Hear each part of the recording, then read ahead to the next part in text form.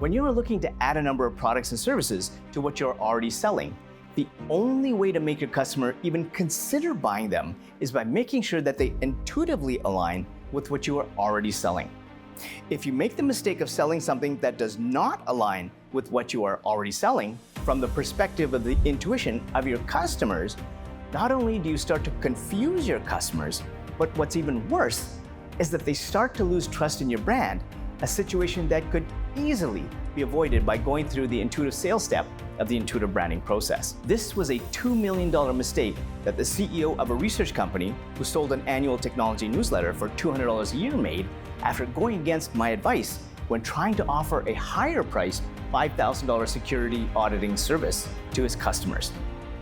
Using a worksheet used in the intuitive sales step for the higher priced $5,000 security auditing service, I had to understand how the security audit service aligned with the newsletter from the perspective of the 4 types of intuition of the CEO's customers, moving on to looking at what needed to be added internally to try and convince the 4 types of intuition of his customers that this would be worth investing in.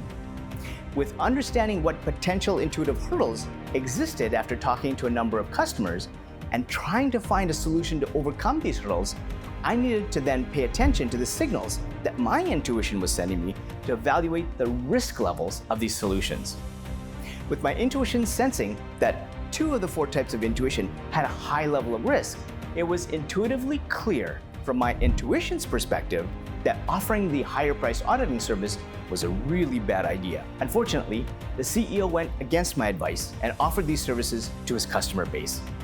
After bumping into him at a business event a couple of years later, I asked him how these auditing services were going, and he admitted to me that he had lost over $2 million before scrapping the idea, which is why ignoring your intuition always leads to a bad situation, a mistake that the former CEO of Spencer Steel made.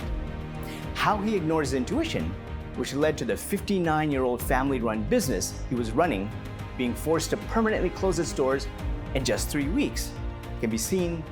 in this video.